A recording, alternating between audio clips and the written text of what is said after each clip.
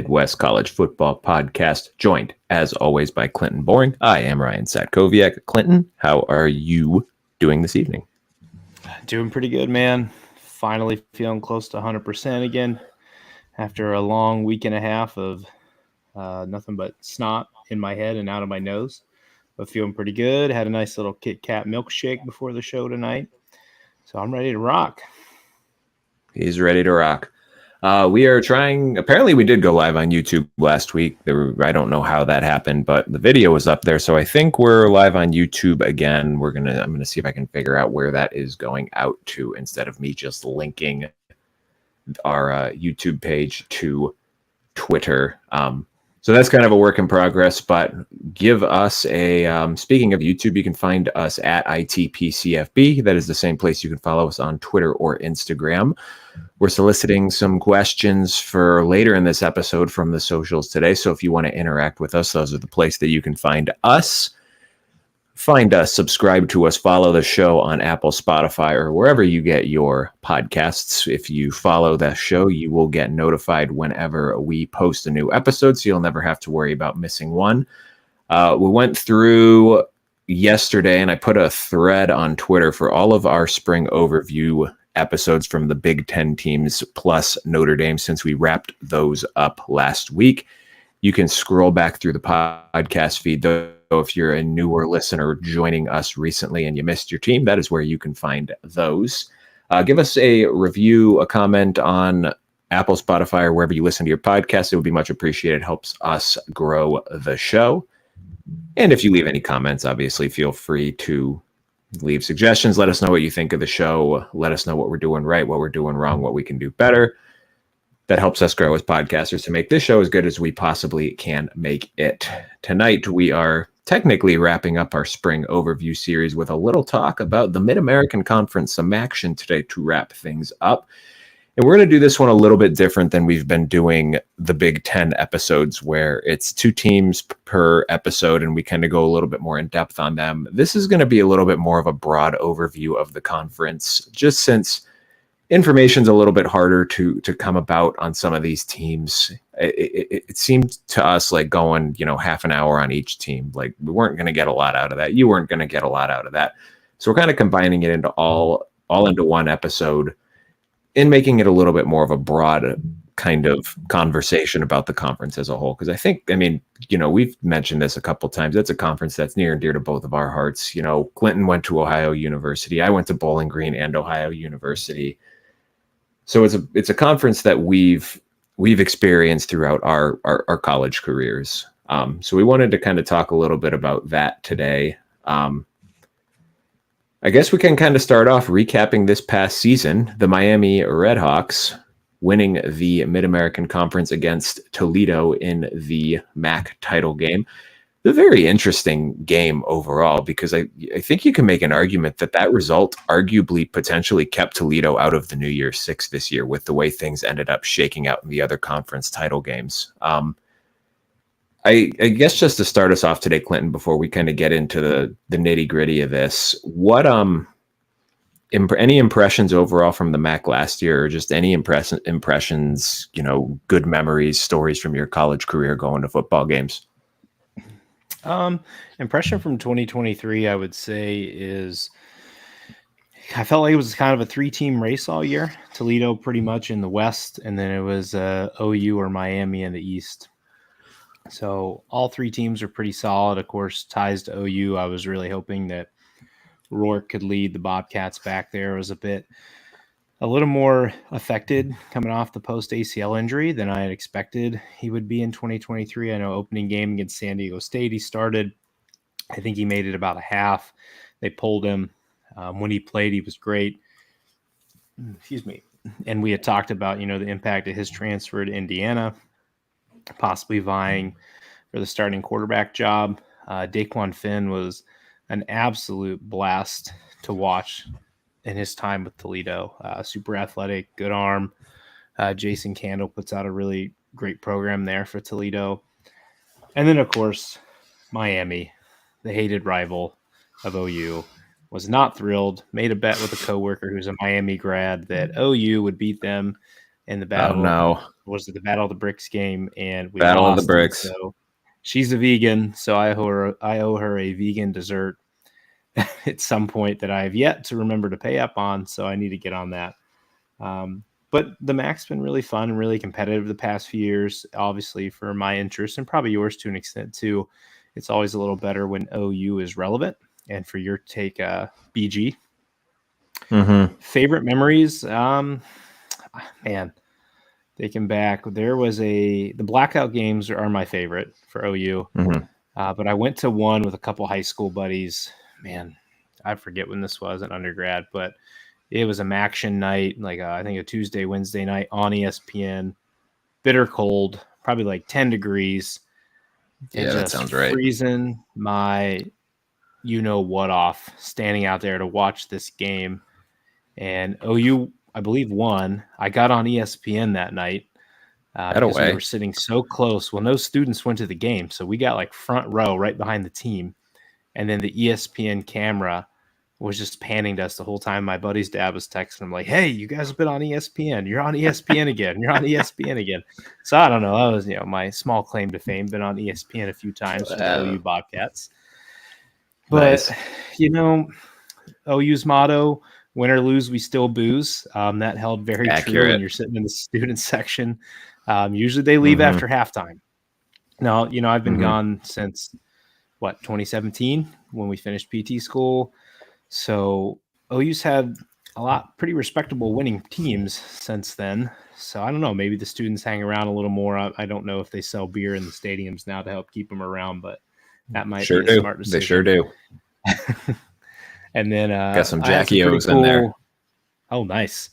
I think I did two or three games with my wife. The one we watched the Marshall game and we sat on the hill and just kind of enjoyed the 4 quarters of that game. So some pretty cool OU. I grew up 20 minutes from there, so it's very near and dear to my heart. So a lot of good memories there for OU and Athens itself. What about you? Any good memories from when you were in school at BG or OU, or in anything from the 2023 season you want to talk about? Well, I think when I was in grad school at OU, I think we went to one half of one game. Oh gosh. And it was like a Wednesday or a Thursday night game, and we were studying at the Arc, and we're like, "Hey, you know what? They got the game going on." So we showed up like in the second quarter, and then left by like the fourth quarter or something. And it was just kind of like, I can't look at my books anymore. I need to go. Yeah.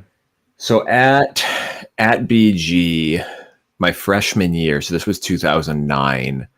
The second or third home game was against Boise State, and this is like right in the middle of like peak Boise State. So it would have been 2 seasons after they beat Oklahoma in the Fiesta Bowl. So they were still really good. I don't remember if Ian Johnson and Zabransky were still on that team, but so it might have been Kellen Moore, and they mollywopped it. It was I think they were 5th in the country, and I mean it was packed. Just stadium was packed, and it was empty at halftime because it was like 35-0 or something like that.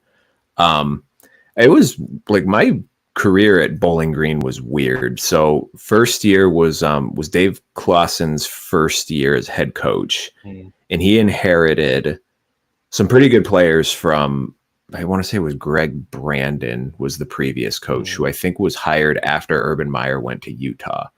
So he was able to kind of keep that that was like the early 2000s was BG was like the preeminent mid-major team. Like that was the Josh Harris, Omar Jacobs throwing for 40 touchdowns, lighting the world on fire.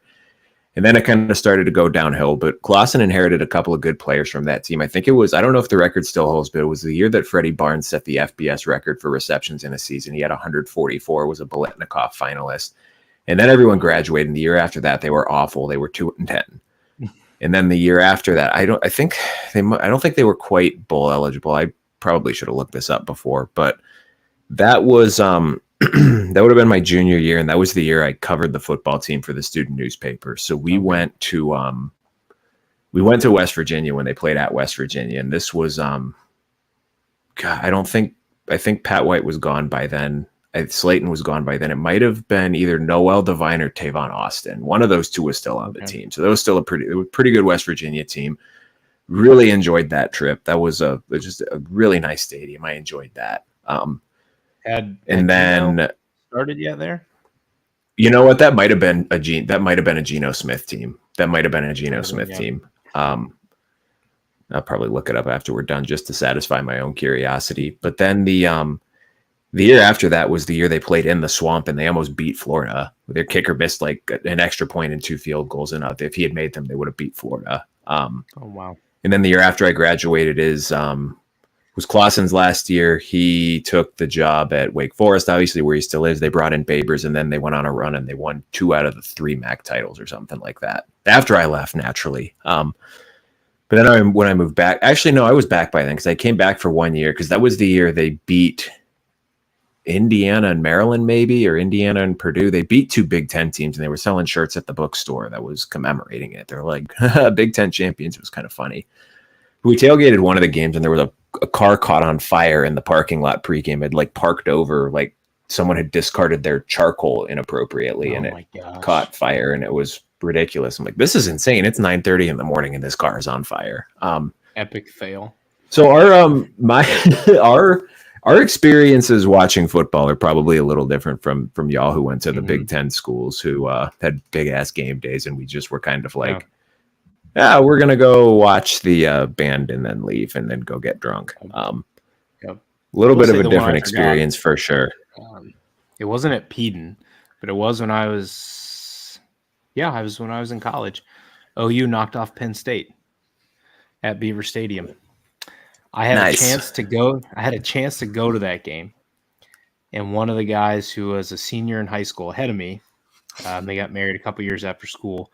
Their wedding was that day, and I decided to be a good friend and go to that game or go to the wedding. No fall weddings, guys. No fall weddings. Missed the most epic upset I could have ever seen in person. Not only would I have gotten to see Beaver Stadium, but I've gotten to see my Bobcats walk in there and beat Penn State. Yikes, man. I mean, I was thrilled for them, and I had fun at the wedding, but I was like, man, I want to puke right now because that would have been so cool to see. I imagine the Penn State fans, maybe when we get a Penn State beat writer on, we can ask them what the environment was like after that, because I'm sure it was ready to burn down. What year was that? That's probably most memorable. Was that 2012? 14, 15? Oh, okay. So that was... It was like 2 years. Was that right after the Paterno stuff? Was that right after the Paterno stuff, or was it right before? I don't remember when all that happened. Somewhere around that would there, make sense. But right around that area, yeah. I think it was 2012, 2013 when that happened. So pretty crazy. So we have some good memories of MAC football. But how I wanted to kind of hash this conversation today is unfortunately those memories for other fans. And I mean, it depends on what kind of a fan you are, like what you get enjoyment out of the sport. But if we're talking about like watching your team be competitive on the national stage, or watching someone from your conference make a run, like those old Boise teams, or, like Cincinnati, and not to compare anyone in the MAC to Cincinnati, but just to use a then mid-major team as an example. Those instances are becoming fewer and further in between for the MAC. Going back to, and it's ironic that we talk about it like this, because the MAC was one of the original kind of BCS busters. Obviously Boise laid the groundwork, but Northern Illinois, they got into the BCS before this. There was this, whatever you want to call it, this loophole, this clause out in the New Year's Six that guaranteed one position every year. They got in 2012, and I think they almost got in 2 years later, and then BG beat them for the MAC title game that kept them out. So it's a proud conference that's had success on a national level, and I completely forgot about the PJ Fleck team that made it to the Cotton Bowl in 2016, because I went back and I looked at it. I'm like, well, when was the last? Was there an instance that a MAC team even made it into the New Year's Six in this 14 playoff era? And that was the only instance, was that 13-0 Western Michigan team in 2016 that lost to Wisconsin in the Cotton Bowl. And it seems like you were talking Northern Illinois. They had that 2013 game against Florida State, 31-10. They made the Orange Bowl. I was just checking on that. Yeah, that was after the 2012 season. So right before we made the turn to the playoff. Yes. So it seems how I kind of wanted to hash this conversation today, Clinton, is not necessarily is the MAC going to be a consistent threat to make the playoff in the 12-team era, but are we going to see a MAC team break that? Because it seems like over the last 10 years, not only has this sport shifted more into a haves versus a have-nots, where you're talking about now in theory a power two, even though we still have those 4 quote unquote big conferences. But even at the mid-major level, it seems like there's becoming a split where more, I don't want to necessarily, we're not talking about like 4 or 5-star players or going down to lower levels or anything, but when we're talking about these mid-major teams that are kind of making noise, are getting into that 12-team field, it seems to be those teams from the South, those teams that have that proximity to talent, in the southeastern footprint of the United States. Not only that, with this transfer portal era that has now come up, it's easier than ever for good players at lower levels to move up to test themselves at the Power 5 level. So I had a hypothesis. I was telling you a little about this before we went on show.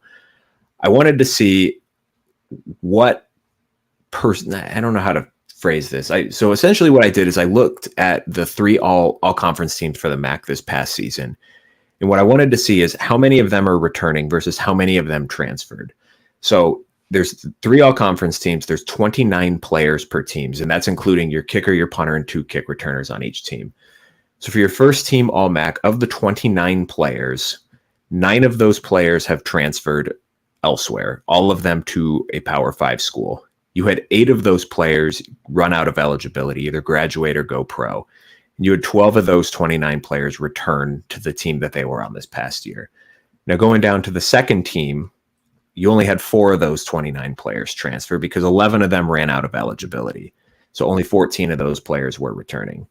Heading down to the third team, same thing. You had 4 transfer, 10 run out of eligibility, and 15 are returning. So combining all 3 of those, you had of those, I'm going to have to do math in my head here. So 87 players. And again, this is factoring in 6 specialists and 6 kick return all conference selections. Of those, what did I just say? 87 players, 17 of them are transferring. 29 of them ran out of eligibility, and only 41 of them are returning to the school that they were at this past season. So I went down and further in, we found a website where it was kind of like a MAC transfer portal transfer. So I wanted to track, I should have added this up, how many players are going from the Mid-American Conference to a Power 4 school. So I went down, Akron had 2, Ball State 3, Bowling Green and Buffalo each had 2, Central Michigan had 2, Eastern Michigan had 4, Kent State had 2, Miami had 3, NIU had 2, Ohio had 7. Ohio got gutted by the transfer portal this past year. Toledo had 4, and Western Michigan had 1. Flip side of that coin, how are these programs sustaining those losses? Well, a lot of them is guys who are going down a level. So these are Power 4 transfers, guys who came from a Power 4 program going down to the Mid-American Conference. Akron had 5, Ball State 3, Bowling Green 2, Buffalo 4, Central Michigan 3, Eastern Michigan 8, Kent State 3, Miami 4, NIU 2, Ohio 4, Toledo 4, and Western Michigan 6. So there's a two-way kind of transfer of talent here. You got guys going out, you guys coming back in. The issue for these MAC teams is when you're losing guys to the Power 4 level, these are your best players. These are, all conference level players, guys who are significant contributors on your team. When you're getting guys coming in from the Power 4 down to your program, you are not getting the cream of the crop from these. You're getting guys who either have not been playing or, got dismissed from the team for disciplinary reasons, and coaches are taking chances on these kids. So this is just and if I'm like I thought it was honestly going to be worse. I thought that there was going to be I did not think that there was going to be 41 guys coming back. Honestly, I thought that it was going to be closer to an even distribution between transfers, graduates, and returnees. So that honestly kind of surprised me a little bit, but still, if you look at, these teams, the first team all MAC quarterback last year, the MAC player of the year was DeQuan Finn. He's now at Baylor. Second team quarterback, Curtis Rourke, you just mentioned it. He's going to Indiana. The only of the 3 quarterbacks coming back is Brett Gabbert at Miami, and they won the conference title last year. Miami's got a lot coming back this year, and I think we can kind of talk about this in a little bit. But Then the league offensive player of the year, Penny Boone, he transferred to Louisville before then subsequently transferring to UCF. So there's a lot of talent drain in the MAC right now. And the question that I have for you, now that we've kind of, I just kind of data dumped on you a little bit there. What is kind of where's your head at with the Mid-American Conference as we go forward into this 12-team playoff era? Do you think that this is a league that can produce a playoff team, or is it kind of a league that just seems like it's either stuck in neutral or stuck in reverse, and the gap between the haves and the have-nots continues to widen? Is this a league that's going to be left behind? I think it's going to take a special year and a special team to accomplish that, and maybe even aided by some of these other group of 5 teams having a down year. So quick side note here. So if we're looking at like Oregon State and Washington State this year, are they being considered part of the group of 5 bid if they were good enough? Or are they being considered as part of the Pac-12 bid for this season? I actually don't know if they'd be considered a group of 5 bid or if they're being treated as an independent, because I think what I saw is that the Pac-12 or the Pac-2 now, I guess, it was voted on or something, or someone decided, or I don't know who did what. I would have to Google it and figure it back out, but they lost their status as like a power conference. Like they don't count as a power conference. Okay. Well, that was just part of what I was thinking. Like, man, if you have that type of team lingering there, but they could get the group of 5 bid, that makes it harder until they're in another conference, because it's just another group of 5 conference to compete against. But anyways, I think it's going to take a special team. And you and I talked about a little bit in the memories here, like an OU team that had the talent to beat a Penn State these past few years with Toledo, led by Daquan Finn.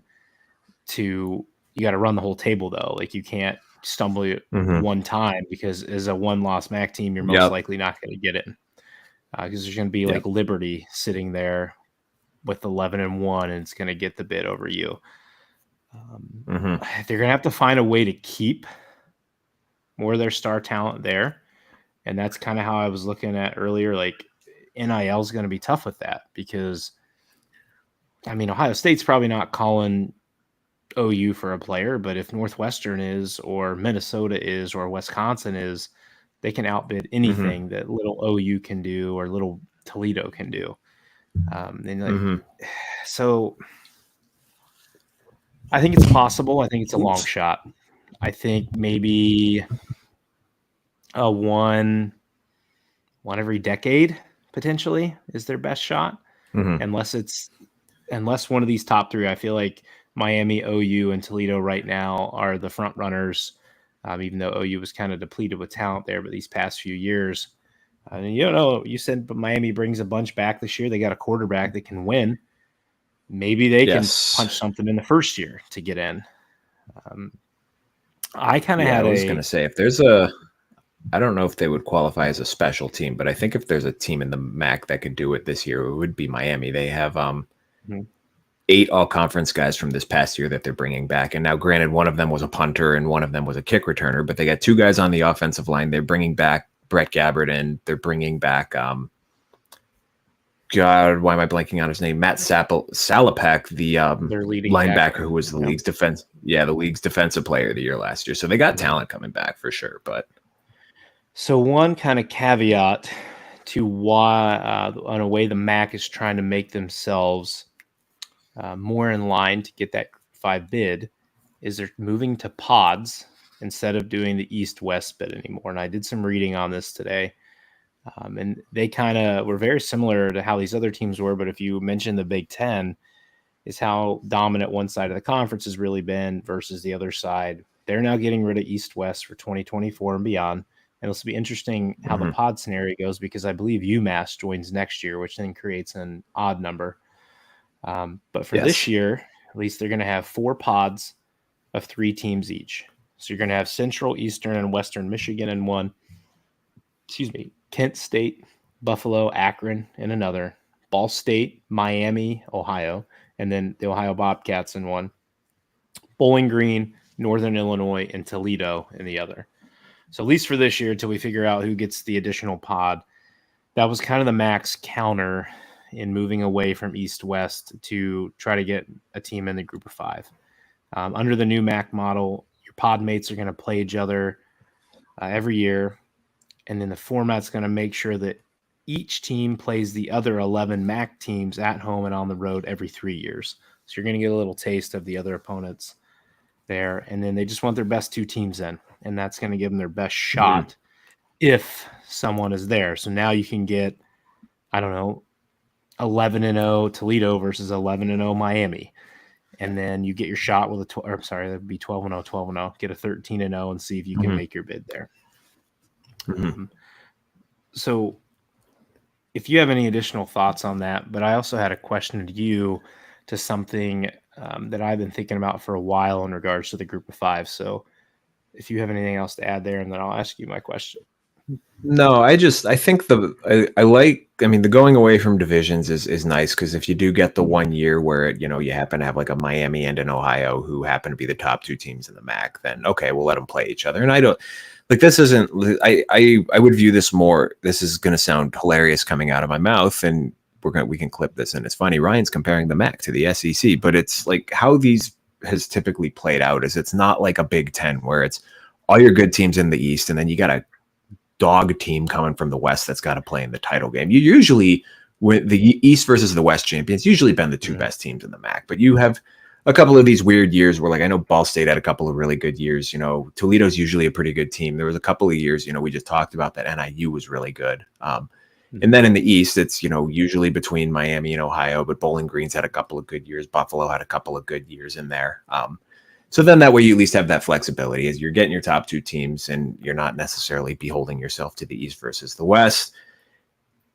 It's funny reading out the pods because I mean, they broke it down how they should geographically, but it's so funny that you have like Miami and Ohio were in a pod with a team in Indiana. And then you have, 2 other Ohio teams in a pod with Buffalo and 2 other teams in a pod with NIU. It's just kind of funny how when I look at it like that, but I mean, geographically, it makes sense. And you keep some of these traditional rivals together. You got your Battle of the Bricks in one pod. You got your Battle of I-75 in another pod.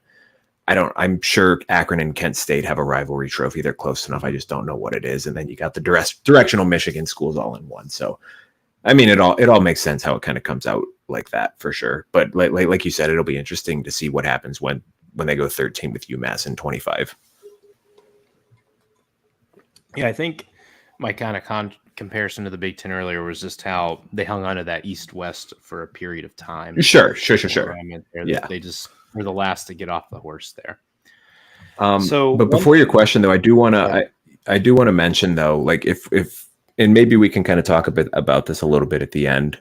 But if we are talking, like you mentioned that special team, it's going to take a special team to get into the 12-team playoff from the MAC. Miami's got a lot coming back, and they got a schedule that sets up that if they happen to run the table, they can do it because they start the season at Northwestern playing on the lake with the pop-up stands. They have a bye week before hosting Cincinnati and then going to Notre Dame. So if Miami somehow finds a way to start that 3-0, we are looking at potentially a playoff team from the MAC. Favorite there. Yeah, absolutely. I will say though, if Miami beats Notre Dame, I will hang myself.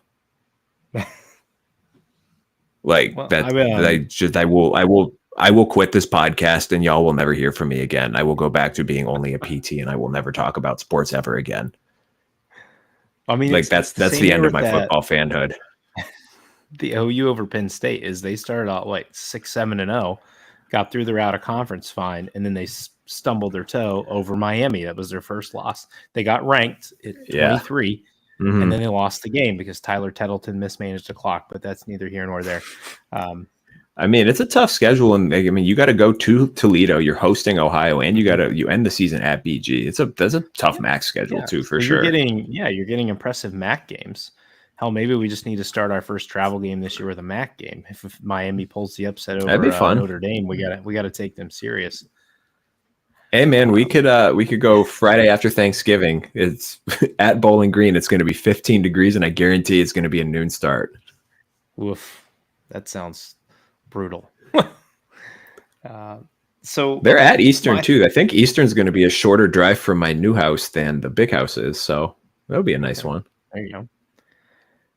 Over the past All few right. years, and this is before even playoff expansion, I've been thinking about what would we do if to help keep some of these players, not just in the MAC, but in the group of 5, Mm-hmm. and not have as many of these top guys leave. Now you're still going to get some, but maybe you keep some with this Yeah. idea. My thought was, do we ever consider splitting the playoff? Do you keep it now Power 4 since we don't have Power 5, but a Power 4 Oh, this is playoff an interesting and question. a group of 5 playoff with the Mm-hmm. caveat that let's say you're the top group of 5 team. Let's say we'll reference the MAC here. You're Miami, okay, and Mm-hmm. you're 13-0. You get the option to go be the 12th or 14th seed in the big boy Power 4 playoff, or you stay in your own as the number 1 seed. And let's say, I don't know, they've got 12 teams for the group of 5 playoff. You're the 1 seed and you get a bye. If you turn Mm-hmm. down the option to go to the Power 4 playoff, you then just filter in the next Power 4 team that takes that slot that was on the cusp. But my Yeah. thought being, if we split these into 2 playoffs, does that then help keep some of these guys here because they're now competing for a national championship versus we're just trying to compete all for one spot just to get in and most likely lose by 30. So do you think there will ever be a separation of the playoffs, Ryan? Or could there be? Um, I think there 100% is going to be. It's so funny that you mentioned that because I was listening to a podcast the other day, and John Bryce of Football Scoop was on it. And I guess they just there's like a conference for football, college football player personnel people or something down in Austin or San Antonio or somewhere in Texas. And he was talking, and it sounds like this year they're going to have a group of 5 top 25 poll. Like they had Good. just they were planning on voting on it, or they had just voted on it, and it was just going to be exclusively a top 25 for the group of 5, which sounds like the first step to kind of like a P5, G5, P4, whatever we're calling it now, and Mm-hmm. G6, 4, whatever breakaway. I think it's coming. I think it's coming for sure, and this is Good. something that I can kind of riff on here in a minute, but it's one of those things that when we get to a point, and I don't think I don't think it's an if now, I think it's a when we get to a point where schools are going to have to pay players as employees, I think you're going to end up in a situation where maybe not some of the Sun Belt or, Conference USA teams, some of those better group of 5 teams, but I think when you're looking at some of these schools in the MAC, you're going to see them drop down to the FCS level because they will not be able to afford to sustain their athletic department in Yeah. the era that the Big Ten and the SEC seem to want to be taking college football. Let's just use Bowling Green as an example because I have at least some knowledge of it. So when I went to BG, they were 1 year removed away from nearly cutting a national championship winning hockey program. And when I say national championship, I mean in the 80s, but a program that had won the an NCAA Division I national title was a big part of the community. And it's a program that since has made the NCAA tournament. They were like about to cut it for budgetary reasons. 3, 4, 5 years ago, they cut the baseball team. They straight up cut the baseball team and brought it back only after a group of alumni led by former MLB player Oral Hershiser fundraised to save the program. And here we are. The Bowling Green baseball team is your MAC regular season champions. They have the most conference wins in school history this season. So we're already at a point where some of these programs are cutting schools for budgetary reasons. And now you're going to sit there and you're going to tell these athletic departments that are already operating on the thinnest of margins, hey, you're 85 scholarship football players, you got to start paying them on top of that. They're not going to be able to do it. Or they can do it, and they're going to have to cut a bunch of other sports to make ends meet. So we're already at this point where we are so close to this crescendo in college athletics where it's not even going to be the haves and the have-nots anymore. It's going to be your Division I is just the haves and the have-nots go down to FCS, or they go down to club, or something of that nature because they can't afford to sustain that. And it sucks. It's unfortunate, but I mean, that's what we're in right now. So I don't know if it's going to be a group of 5 playoff, or if they somehow incorporate themselves into FCS and that expands, or what it's going to be like. But it's going to be different. There's going to be a separate playoff for it. I just don't know when it's going to happen and what it's going to look like. Yeah, I thought it would be beneficial. It adds some additional revenue. Obviously, for the NCAA, let's say they stay as part of the group of 5 playoff there, and you're putting out a pretty competitive product. Like, I would have more interest. Not that I don't enjoy the FCS playoffs and the Division II and things like that, but now you have a team or teams that we all at least spend part of the year watching, because all of our teams face some group of 5 school at some point. Yeah, there's familiarity to it. It's yeah, and then because it's like when you're looking at, like, if you're looking at like North Dakota State versus North Dakota or South Dakota State, like, these are good football programs. These are football programs that could probably move up to the FBS level and have success. Maybe not on the same level as like a James Madison, but within 5 years they could be successful programs. But like when you're talking about these group of 5 programs, and this is going to segue into our next conversation very nicely, is they're teams that you grew up playing with in the college football video game, right? Like you start the dynasty mode as Kent State or Akron or Marshall or one of these, 1-star prestige schools, and you build it up. Like, you have that familiar, like I knew what Bowling Green was when I was, 13 years old living in Las Vegas. Like, I couldn't have told you anything about it. I thought their colors were green, but I knew what Bowling Green was because of that video game, because of watching college football, like seeing it pop up on the bottom line. And that's just not something like, and it's not to diminish the FCS playoff or FCS football at all, because there's some damn good teams in there for sure. But it's just, we don't have that same intimate familiarity with it unless you're like a diehard college football junkie. Yeah, certainly. And then we've all grown. And I think some people's worry with the move to 12 to 14 is, are we going to lose even more interest in some of the other bowl games that we deem also unnecessary? So you take some of those bowl games, the Cheez-It Bowl, the Snoop Dogg Gin and Juice Bowl, and you put those bowl games and make these games relevant and put a group of 5 playoff at those bowl sites, and you get them some ESPN time, or maybe ESPN doesn't even hold the reins on those. Maybe let Fox have this. I don't know, whatever it is. But you can then get some of those bowl games being more meaningful. I would rather watch group of 5 playoffs than a 6-6 team play in that bowl game. Give me someone that's playing for a title here. So that was kind of my thought there. And then we wanted to, I think, do a quick check in. I think you had written this bullet point, was MAC coaches that are maybe in line for a Power 5 job in the future. Yeah. So this is and this is kind of goes into my question that I had for you about, is the MAC a dying league? And because it seems like every time that this coaching carousel runs and one of these MAC jobs comes open because someone gets fired, because that's why they're coming open now. They're not coming open because these coaches are getting promoted. It's because they're getting fired. It seems like these jobs are always in the discussion for the most difficult job in college football, because if you look at these schools, there's very little that distinguishes these schools from a tradition, a geographic, and anything standpoint. It's basically like scheme and like where the town is located. Like, if you're a kid growing up in, Marion, Ohio, you're a 2-star kid, you're not getting recruited by Ohio State or any of the Big Ten schools, you're just getting group of 5 offers. You can look like you have 5 MAC schools, 6 MAC schools within a 3-hour drive of your hometown. Like, what's differentiating these schools from each other?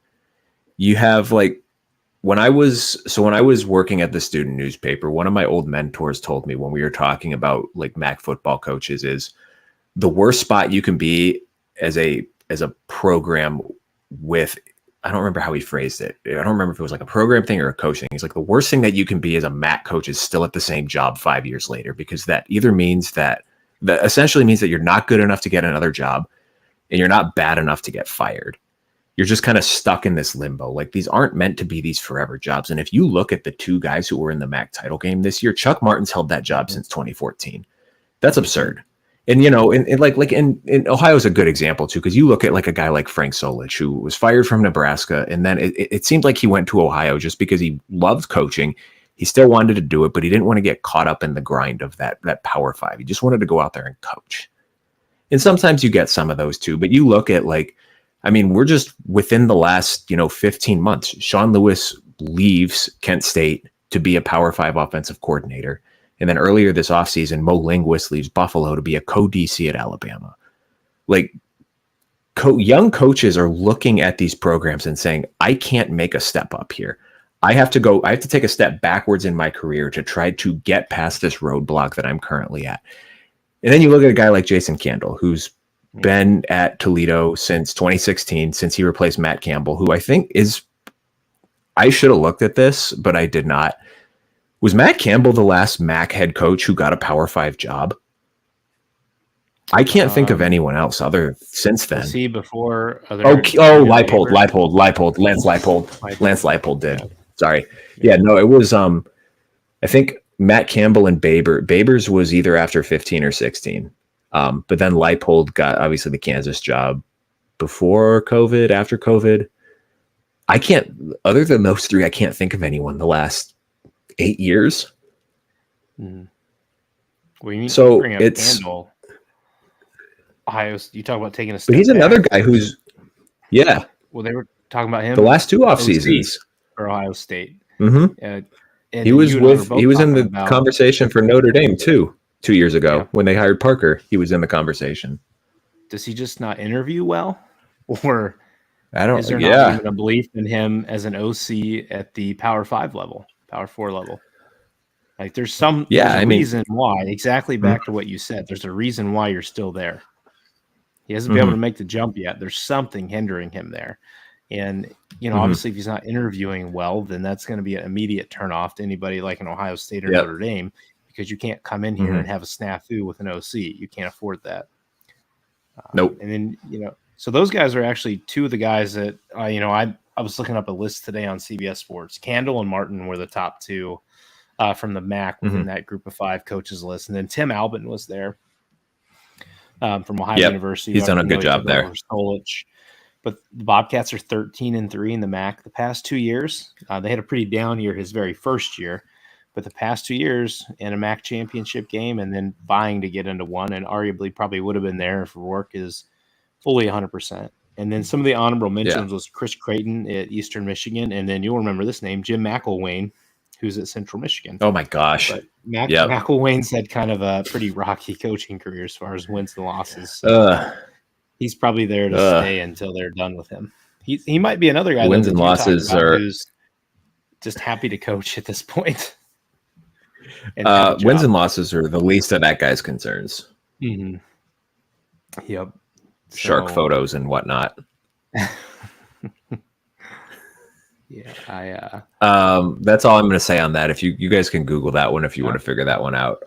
But something that I've heard too, listening to this, I think this has been like when Chris Vanini's on the Until Saturday podcast, because he goes pretty deep on some of the coaching searches, and it sounds like what really gets what's kind of a negative for a lot of these MAC coaches is the programs there are just run so differently with how Power 5 programs are run now from like an operations standpoint. And this was another thing that that Bryce was talking about on the podcast I was listening to, because they just approved headset communications and they approved tablets are allowed on the sidelines. Now you're allowed up to 18.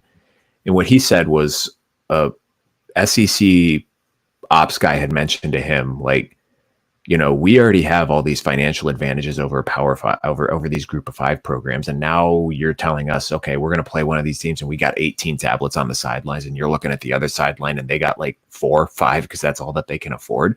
There's just no resources at these schools. Like the way that you manage your roster. And I mean, I get it's going to be it's becoming this way now too, because you're having to recruit your own guys, but like you don't have that financial backing that you would at a Power 5 program to keep some of these players around. So like when you're looking to hire a coach, and you can look at and you could say, well, I can either get this guy from Kent State who's, he's a good coach, but he's, not running a program on the day-to-day level that we need this program run, or we can get an offensive coordinator at Ohio State or Michigan who's, maybe he's never had head coaching experience before, but he knows how an elite program is run. Like he knows the ins and outs. He knows what he's doing. So that's just, it's another fascinating point on that too. And it kind of goes back into what's distinguishing what separates these programs, because it's like they're like all 12 of them, they're all this more or less the same. I mean, Toledo has a bit of an advantage because it's the fifth largest city in Ohio or something like that. It's more of a major metro market. And I don't remember how close DeKalb is to Chicago, but otherwise, I mean, we're all these small town schools in the middle of nowhere. Yeah. I mean, Athens certainly doesn't have old timey college football. Joe Burrow wants to hand the money to Athens to help him out, but they don't have the money to do that. Yeah. Although if they'd let them put in the 2 strip clubs that OU's blocked for numerous years, they might generate some additional revenue there. Might pull a. That sounds like some good NIL deals there. Pitino. Yeah, Rick Pitino. Pull Rick Pitino there. And there you go. No, man, it's kind of sad to think about, because it's, like we talked about at the top, like I love MAC football. Like those weeknight games are just fun to watch. I mean, the atmosphere isn't great, because it's cold. It's a Tuesday night. Not all the college stadiums are always walkable and easy to get to for the students, but that's my whole college career, all my 14 years in college with MAC football games, and it's kind of sad talking about it like a eulogy almost. Yeah, and maybe it's not. Maybe there's a come up for the MAC coming, but if there is, I just don't see how it's going to happen. Yeah, I've certainly enjoyed it. I mean, I was less familiar with OU until I got towards the high school, and a girl I dated, they would go to Athens a lot more. I'd always go to like Zanesville, Lancaster, thing that way, and be away from Athens. And once I got to Athens, I, even before college, fell in love with it. It's a great town, and I hope that the MAC can stay relevant. I think a lot of young kids get a chance to make some first football memories at these MAC games because they're not that expensive. I mean, a nosebleed seat for an Ohio State versus Kennesaw State is $150. You can go to an OU game. That's and get ridiculous for $10, man, and watch a really competitive MAC game and a team that might be competing for a MAC championship. So that's a really great experience for these young kids that could unfortunately, I don't know, be changed. It wouldn't be taken away, but be changed because of the changing landscape in college football. And ultimately, these are all programs too that are a big part of the town that they're in. Like, they're not like we said, not all of these are big cities. Mount Pleasant, Michigan's not a big city. Muncie, Indiana's not a big city. I mean, even though Toledo's got a big population, it's not a big city. That's the thing to do in some of these towns on a Saturday or a Tuesday night, or whenever it ends up being, is, hey, for these townies, who've been there their whole lives, like, hey, let's go out and watch the Falcons play. Let's go watch the Flashes play. And I mean, that's not that it's going away, but the fact that it could be fundamentally different is, I mean, it's a change for everyone for sure. Yeah, absolutely. All right. Let's talk about something happier. I was just saying that I had about the MAC. Well, if we want to go happier, let's dive into what brought us all sadness 10 years ago, and now is bringing us all happiness. Cost me $150 to bring myself happiness a couple of years ago. Was it July 19th? July 19th. The game we've all been waiting for. NCAA football 2025 makes its much awaited, much deserved return. And I cannot wait. I did not envision myself 32 years old, as I'll be 32 at the time, being this juiced about a football game when I have 2 children and a wife and should be much more focused on other things. But I've got to find time to be able to put in work on this game, because this was my favorite game growing up as a kid. This is all I wanted to play. First of all, I didn't like Madden as much because I wasn't as into the NFL, and you could understand growing up a Bengals fan. We didn't have a lot to win. And then I always felt like Madden's players were gigantic shoulders and tiny little legs. And I always felt like NCAA football offered better graphics. It was a more fun game. I was tied to Ohio State. The different modes they had, the recruiting portions were fun that you try to pull in. I mean, and now this game's back. And you and I talked about it last year. And then we saw that it got delayed, and it was just continued frustration after frustration. Is this game ever going to come back? And if it does, I don't give a crap if I'm 50 years old. I'm buying a PlayStation, whatever, and playing this game. Like, yeah, man. I I'll bitch literally about it. I upgraded to the Xbox, whatever the new gen is. Damn, that's the second time I've dropped that. A couple months ago, literally in preparation for this game coming out. Mhm.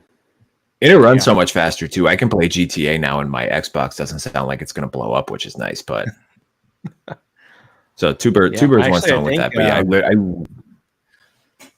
well, speaking systems, the other thing that they've added to this, other than I think one mode, I think it's all cross-platform, so you can play. And finally, we've been able. I think you're right. PlayStation got their head out of their rear ends and decided to allow cross-platform play years ago, but we now have this where pretty much every mode, I think, but one, I forget which one it is. It might be Road to Dynasty or something like that, is not cross-platform I don't remember. play. But going to be super fun. One big thing, that I'm really excited about that I always enjoyed when I was on a Madden grind for a while is the online head-to-head games. It's a lot of fun, a lot of smack talking that you can get on with other people and just, BS throughout the game, whether you're getting your butt kicked or you're handing out the butt whipping. That was a really enjoyable part for Madden. And I think it resonates more with me is I grew up with dial-up internet, guys. I grew up in the country. So when I had this game and online play was available, it wasn't happening for me because I didn't have fast enough internet to do it. So I'm ready to get on and light up some 15-year-old or 10-year-old butt on this game and just smoke them. And like just if you guys remember what Cardale Jones did to that poor kid on a throwback game a few years ago, that's going to be my me God. those out. No mercy. Yikes. No mercy on that. Yikes. The other thing, I really look forward to Dynasty mode. So Ryan, do you have any modes you're looking forward to? I mean, it's always Dynasty, man. I never had Xbox Live growing up, so I never played online. It would just be like in the dorms playing with people. It was always Dynasty, and it's going to continue to be Dynasty. I don't like playing online. It's just I don't care to. I will lock in and I will play 14 seasons of a Dynasty mode over the course of a weekend and not think twice about it. Okay, yeah, heck yeah. I would definitely be jealous of you because my Dynasty is going to take 6 real seasons for me probably to get one done. The pace that I'm able to play video games now. Well, and it's like I would always, because I do the same thing when I play like NHL too, is I will like just simulate through the entire season for some reason just to get to the draft, to draft players.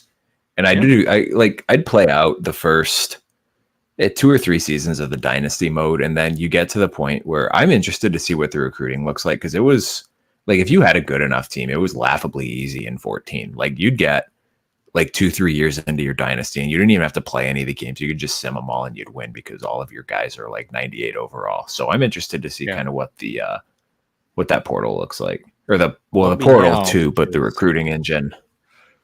Won't be able to now because people are going to come pillage your players in the transfer portal, which is part of the game. So that'll be pretty fun. I'm going to be pissed if you have to like pay real money to fund your NIL collective. I will legitimately be mad about that. So they were talking about that on Until Saturday's episode today, and that does not sound like that's a thing that's going to happen, at least right now. But maybe in the future, that might be something once they clarify that. One knock I've seen people, and again, people always got to be negative about something, man. Just enjoy that this game's coming back. We've all wanted it for so long, but this is just a reiteration of Madden. They're just slapping NCAA football on it. No, it is not. Like, first of all, it's a trailer. Second of all, look at what the trailer provides that a Madden trailer does not. You have the true feel of what makes college football special. The school-specific runouts, how they come onto the field, the different bands playing in the background, the intensity of the fans. There's getting team-specific playbooks this year that you now have to familiarize yourself with. And you get the players' names. I don't have to sit for 10 hours and waste the limited time I have to play this game putting freaking names on jerseys anymore. Yeah, Lord knows I spent way too much time doing that. You're Googling the trying to find out who's got a roster that you can download. Yeah, shoot, I didn't even do that. I just freaking, because I didn't have quick enough internet to do it. I just manually typed in any teams when I played my Ohio State season that I might come across. I put all the names in on the starters. My gosh, and on had to save it on my PS2 memory card. Like, good lord, Yep. hours upon Takes up the hours whole of memory just like card. playing. Yeah. So no, I think this game's gonna be something special. They're trying really hard. I worry about the college ultimate team becoming like Madden Ultimate Team and being the draining experience of the game, which ultimately kind of pulled me away from Madden. There's just too much Yeah. time to have to spend in MUT, and I don't want NCAA football to do that. My speculation is it's not going to be that way for the first few years, but 3, 4, 5 years down the road, I could certainly see them working towards that, depending on fan interest. Maybe. Just because that's a I'm huge like, revenue generator. yeah, and I'm not an EA defender at all. I think they do a terrible job making the hockey game. Like the gameplay has gotten worse. Like I would sooner play like NHL 12 than the most recent version because the gameplay it just has gone downhill. Shit, my mic keeps trying to fall on me. Do you have Probably your 'cause I'm screws tightened talking on the too side heavy. there? No, that's probably why. I'm breathing too heavy. I'm talking too fast here. But I will say the manager mode in FIFA. Well, I guess it's not FIFA this year in the soccer game. Like the manager mode for that is very detailed and very good. So if Dynasty ends up looking even half as detailed as that mode is, I think we're all going to enjoy it.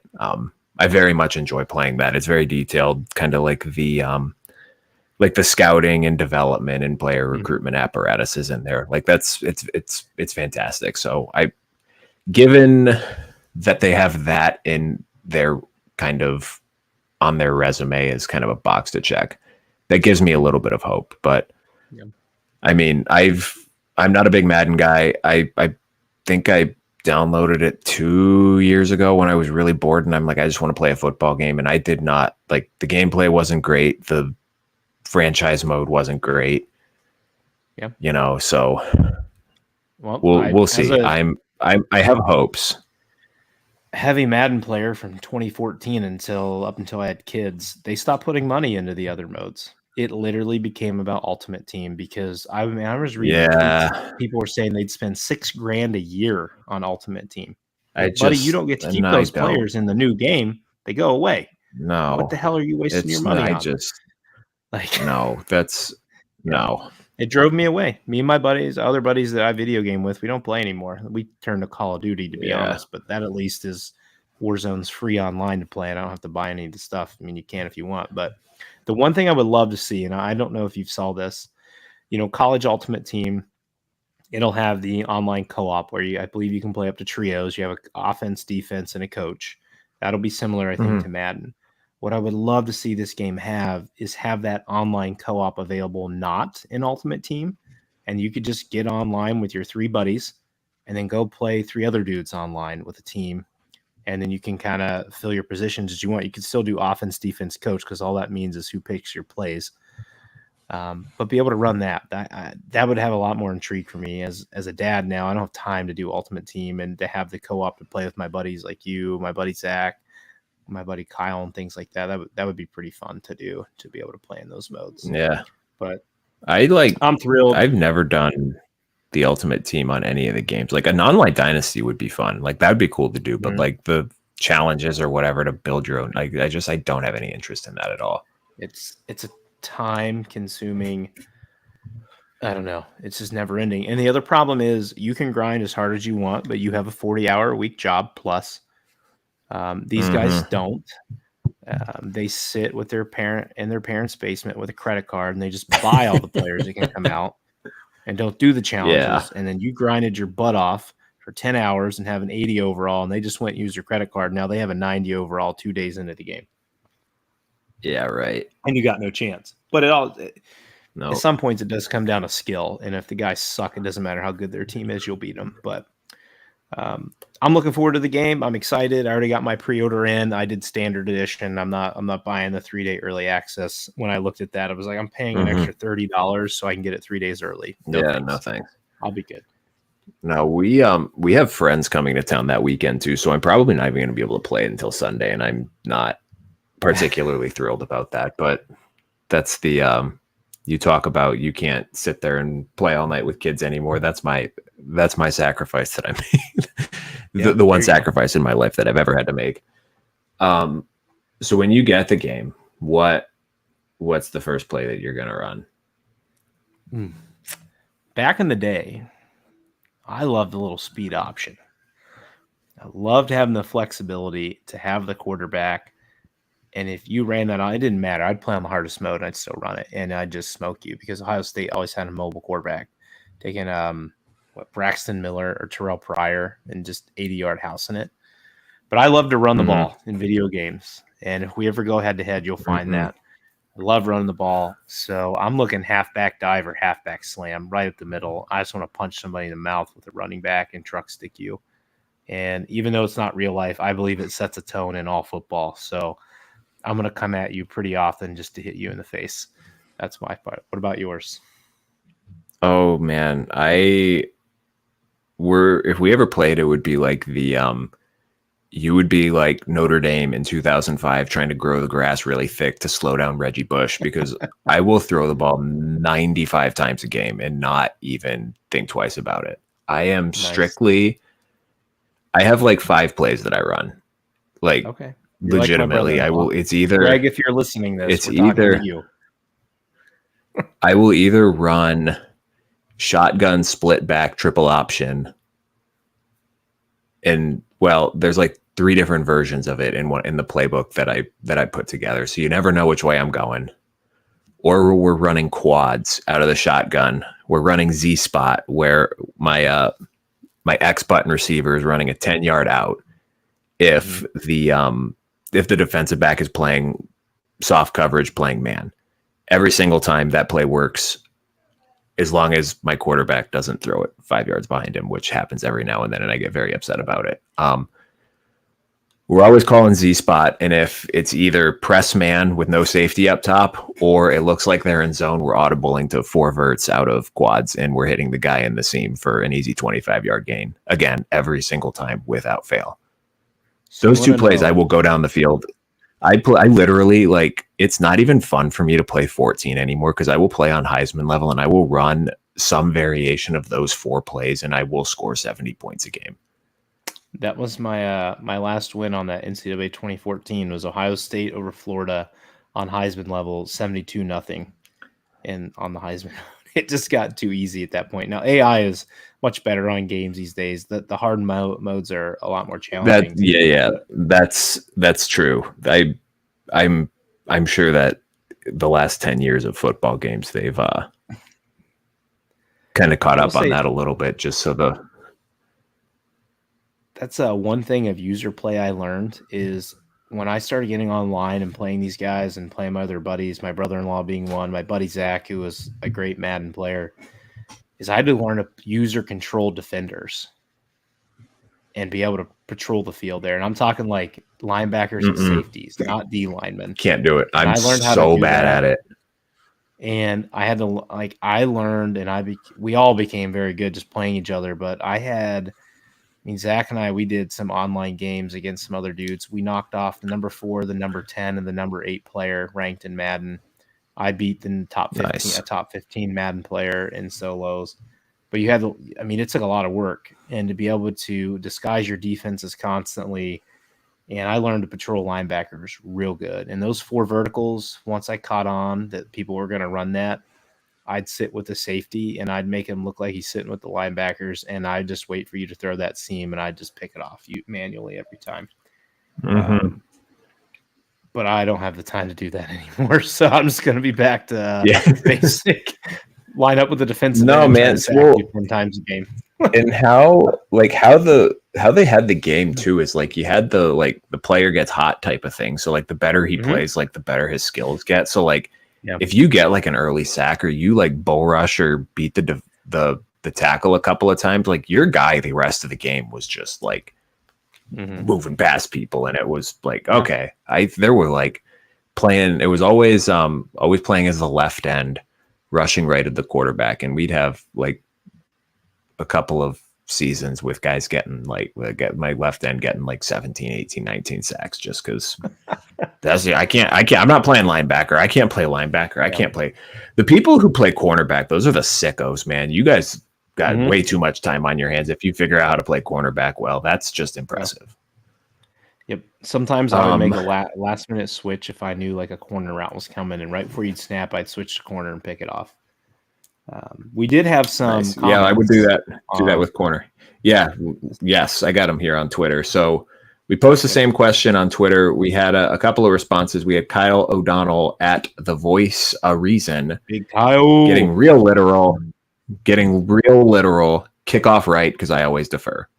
I always super simmed when I kicked off. I was trying to save myself 5 seconds. Then I'm coming out in a 3-3-5 safety blitz, anticipating run, but got the RPOs covered. When I play defense, I would always run quarters with a linebacker spy and man coverage and 2 high safeties. And that was just like it was a really good defense. I don't know.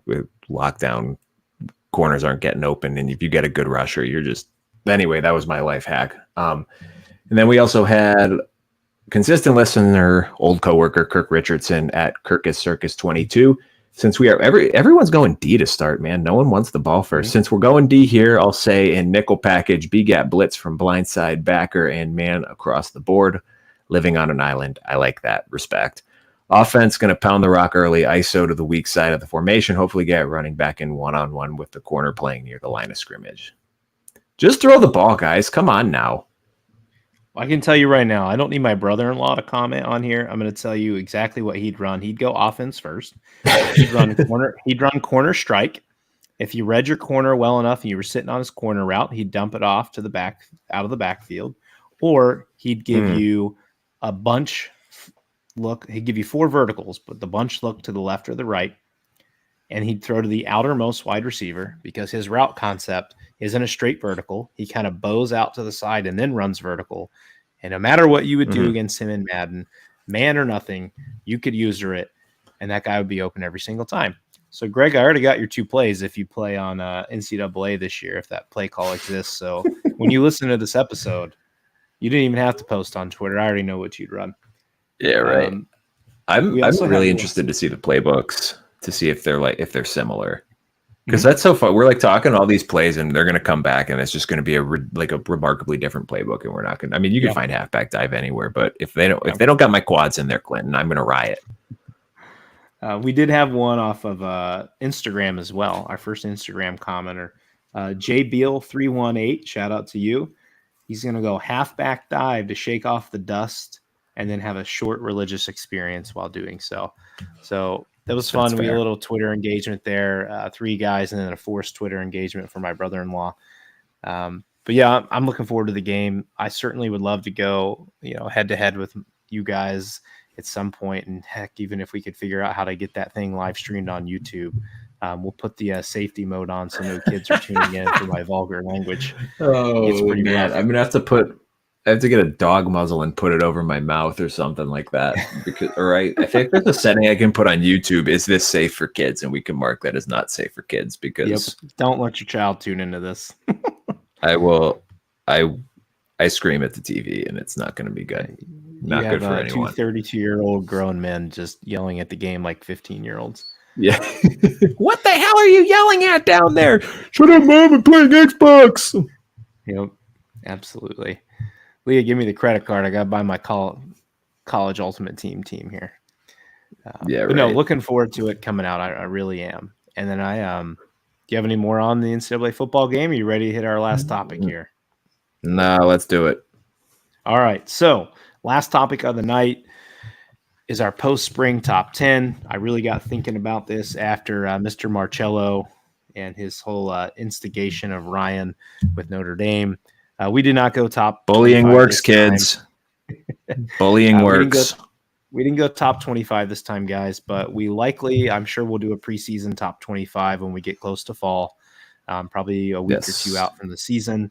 But for now, again, we didn't deep dive all these teams. Some of them are probably going to be overlaps from what we had in our own Big Ten teams that we talked about. But we got 10 teams. So, Ryan, you want to start 10 to 1 or you want to go 1 to 10? Can we go 1 to 10 because I'm still trying to figure out the second half of my top 10 here. LOL. All right. So you want me to read through all my 10 first to give you an extra few seconds? You go through your 10 just so I just All want to right. hear what you have to say. Drum roll. Here, let's go 1 to 5. Let's go 1 to 5. Hey, let's go All 1 right. to 5. Let's go 1 to 5. 1 to 5 for Clinton's first portion of the post-spring top 10. Number 1,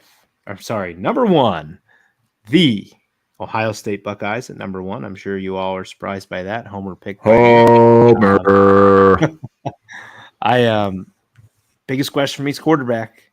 That's the impeding process to this team winning a national championship most likely this year is quarterback. Number 2, the vaunted Georgia Bulldogs, who are going to be not on the prowl, whatever it would be for a dog. They're going to be coming out for blood this year. They lost one game when they I think they technically can prowl. Yeah, prance. How about that? Can dogs prance? That's a deer. Anyways, Georgia's going to be coming out. My dog definitely prances. Georgia's going to be coming out for blood this year, especially Kirby Smart, and he is one hell of a motivator. So everybody better be ready in the SEC for Georgia. Number 3, quack, the Oregon Ducks, my second Big Ten team here. Phenomenal team. We don't need to rehash. We already talked about them. Number 4, Hook'em Horns, Texas Longhorns. I'm a believer in Quinn Ewers. I think their offense is going to reload just fine. My question mark is Byron Murphy, Devondre Sweat gone. Can you stop the run with the interior D-line? And then number 5, the GOAT is gone, but there's still plenty of talent that remains. So the Alabama Crimson Tide are number 5 for me. Kalen DeBoer is a great coach, and I think he's going to be able to keep that talent rolling there. And for at least now, that's my post-spring for the first 5. What about you, Ryan? Oh, well, we got the first 4 are the same. I just got a little bit different of an order. We're going to go Georgia 1. I'm going to give them the edge over Ohio State 1 because they know how to win. They've actually won something the last 10 years, and they have a better quarterback. Hey, last 10 years. We won a national championship 10 years ago. Sorry, 9 years, whatever. They've actually won something, unlike Ohio State fans liking to act like they've won something in a decade. But slight edge to Georgia because of the quarterback. I don't know precisely how good Carson Beck is going to be this year, but I feel confident saying he's going to be better than Will Howard. So I agree. Otherwise, I feel like they're pretty similar across the board. I think skill position talent, Ohio State has a slight advantage, particularly out wide if the receivers live up to their star rankings. Again, we touched on this in the Ohio State preview episode. Not a lot of college experience, but I mean, you got Emeka Egbuka back. He is going to challenge for top wide receiver in the NFL draft this year. And it sounds like Jeremiah Smith might actually be better than him right now. So interested to see how that plays out. Plus, I mean, Brandon Ennis, Carnell Tate, the list goes on and on.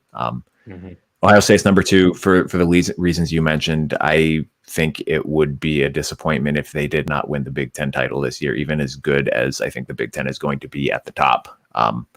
They got all the pieces, but they got to show it, man. You got to show me something. We talked about it with Penn State. I'm not believing it until I see it, man. I got to see it from them. Third, we're going to go Texas. Similar thought process here. I think Quinn Ewers is going to take a big step forward this year. He's got the pedigree. He had a good year last year. I am a little skittish about this because they lost A.D. Mitchell and Xavier Worthy, but I mean, they've recruited well at the position.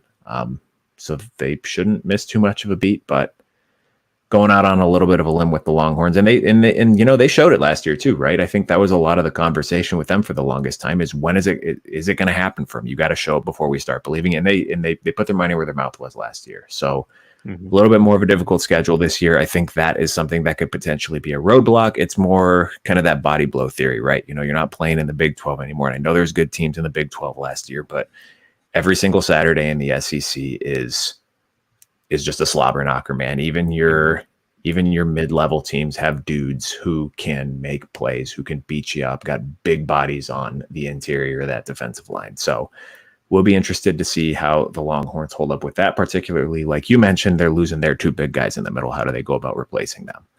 4, we're going to go Oregon. Again, for the reasons you mentioned, they're bringing back a lot. They're bringing in a very experienced quarterback, but I'd like to see how he adjusts to that Oregon offense. I think it's going to be well, right? They did well with Bo Nix, and I think Dylan Gabriel's a far more accomplished quarterback at this point in his career than Bo Nix was when he transferred to Oregon. And then number 5, we're going to go Ole Miss. We're going to throw a little bit of curveball in there. Okay.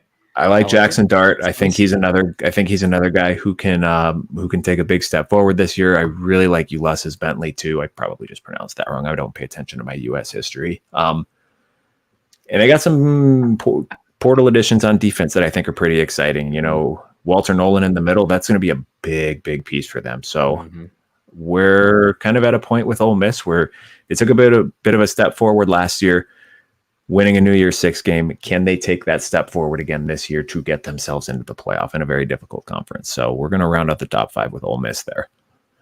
All right.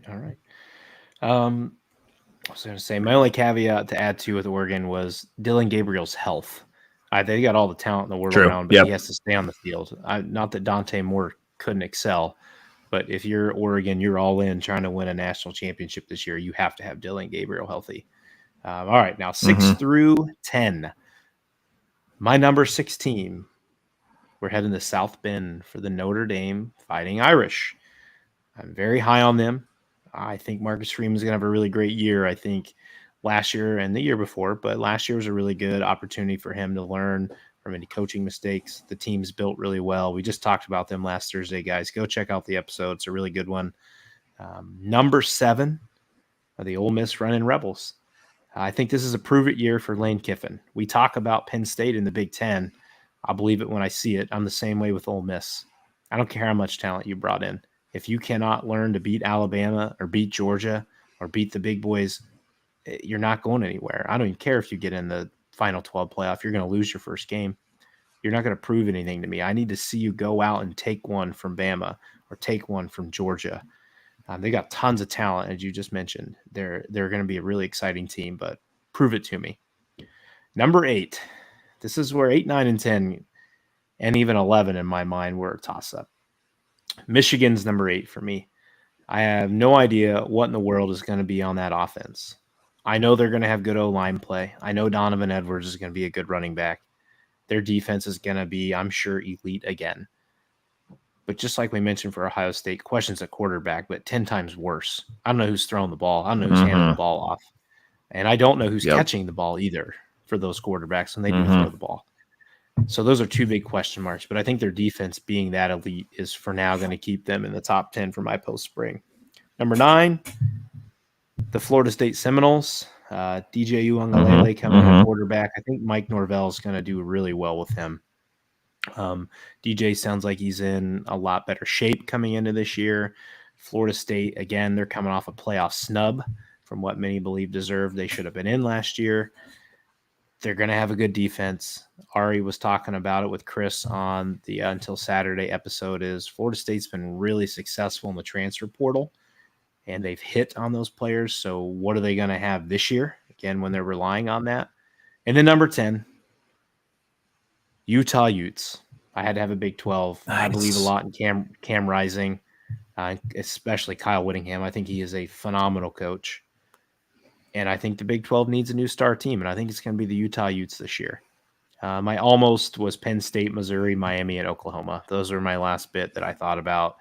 Penn State fans, don't crap on me. You're number 11. You're really within to me 8, 9, 10, and 11, and even 12 was Missouri for me. You're all kind of the same bracket. I could flip-flop you guys around. So, Ryan, your last one. I went Bama at 6. I feel like if we're maybe not, because there's a couple teams in here I could see. But if we're looking at like a team in the top 10 that finishes outside the top 10 at the end of the season, it would not surprise me if Bama was that team. Just because, I mean, they're bringing back good players. They're bringing in a really good coach. But it's going to be interesting to me to see how the pieces that they have on offense fit into what seems to be a different puzzle from a schematic standpoint. Like Jalen Milroe took some steps forward under Tommy Rees as the season went along last year, but now he's going into a completely different offense.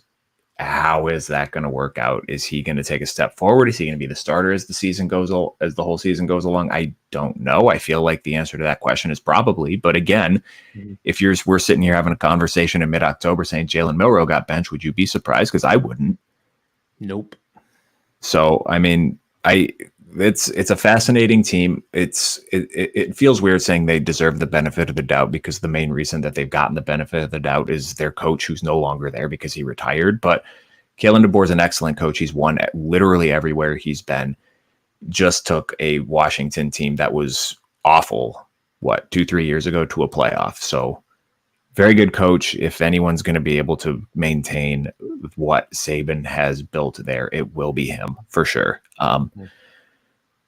7, we're going Notre Dame. I think the defense is going to be elite, and the schedule is bad enough that even if the offense takes some time to come along, that it shouldn't matter a ton. I have significant concerns about the offensive line and Riley Leonard's ability to stay healthy, but if they get adequate offensive line play and Riley Leonard stays healthy, I don't see who beats them on this schedule. Yeah. I mean, I do, but if they're firing on all cylinders, they are the best team on their schedule for sure. So we'll pop them in at 7. Number 8, I have Florida State for the reasons you mentioned. As we kind of get towards this back half of the top 10, I think there's some really good, interesting teams that have extremely good something about them, but the thing that a lot of them have going against them is quarterbacks. And Florida State, for all the consternation about DJU when he was at Clemson, he had a pretty good year at Oregon State last year. We'll be interested to see if he is Oregon State DJU, or if now that he's kind of thrust back into a bit more of a spotlight, he kind of falls back into Clemson DJU, who was not particularly great. There's a lot to replace there, but again, Mike Norvell's an exceptionally good coach. He's built well there, starting to pick up on the recruiting a little bit in addition to the portal recruiting. So I think that they will be the class of the ACC this year, and they should be a playoff team. Number 8? Number 9, I have Missouri. I think Nice. of this back half of the top, like that, for those 5 teams, 5 to 10, I think they have the best quarterback and they have the best receiver, arguably in the country. Yep. Not just in this kind of. So I mean, and I think Theo Weiss is coming back too. So I mean, that's 3 really good pieces to have on offense. Lost Blake Baker, their defensive. Yeah, Brady Cook took a huge step forward last year. I think he could be a potential fun Heisman dark horse as the season goes along, depending on how things shake out for Missouri. Losing Blake Baker, their DC, to LSU hurts for sure. So we will see kind of how they recover from that. And then number 10, I have Penn State. I think that given... I mean, I know he wasn't fantastic last year, but given the more certain quarterback situation they have compared to other teams, such as namely Michigan, I'm going to give them the slight edge for now. I think Michigan's defense is better, but I think Penn State's defense is still going to be very good this year. I think, Donovan Edwards is, like you said, he's a really good running back, but I like Katron Allen and Nick Singleton just a little bit more. Ooh. And I don't know who's catching the ball for either of these. At least Michigan has Colston Loveland. I don't know what Penn State's going to have catching the ball. So that could be fascinating, but I'm going to give them the slight advantage just because of Drew Aller, and I don't know who's playing quarterback for Michigan yet. So they're going to have Katron Allen they're kind and of Nicholas Singleton catching the ball for them. That's who's going to catch the ball. Listen, man. Listen. There was a period in time where Notre Dame's offense was 2 tight ends, 2 running backs, and a wide receiver. So it can work. You can do it. It's not great, but I've seen it be functioning. So those are good pieces to have still. So I'm not out on Penn State. I'm out on Penn State as a Big Ten title contender, but I definitely still think that they are a borderline top 10, like in that 8 to 12 range for sure. So they get the nod for my 10th spot for now. I'm prepared to be wrong on that. I'm usually wrong. I remember correctly, I think that should be a good segue to what we're going to talk about on Thursday, which I think is some positional unit rankings. And you just brought up is that our Thursday? I think that's right. I'm going to have to do some research on that because I've done exactly 0 looking into that. Yeah. Yes. But I mean, we're doing our top 5 positional units in the conference. Yep. So we'll have I'm sure Singleton and Allen are going to fall somewhere in that duo for the running backs. So great episode tonight. I enjoyed. We talked way longer about the MAC than I honestly thought we would. So props to us. We did a pretty good job running through something that we did the least amount of coverage on. If you guys can see, if you're watching, that was a live, marathon. Beautiful green flag back here. Go Bobcats. But looking forward to talking with you guys and talking with Ryan again on Thursday about the positional unit rankings. Remember, we did mention quarterbacks is going to be the only one that's a little more national just because the Big Ten quarterback play is so unsure right now. But everything else, I think we're going to go just top 5, you said? Yeah. Oh, yeah. I'm not ranking them all, doing buddy. 18. No. You guys are going to get 5. And after that, I will screw that up. If you want to berate us on Twitter, absolutely can. But we're giving you a top 5 every. Oh, yeah, that's fine. So. Yeah, man. That's cool. You guys can, like I said, if you want to yell at us, please yell at us. That's fine. I don't really care. I'm not going to lose sleep over it. Yeah, good times. That was a marathon tonight, y'all. Thanks for joining us tonight as we talked a little bit of action and some other fun stuffs. We will be back with y'all on Thursday. Everyone have a great week.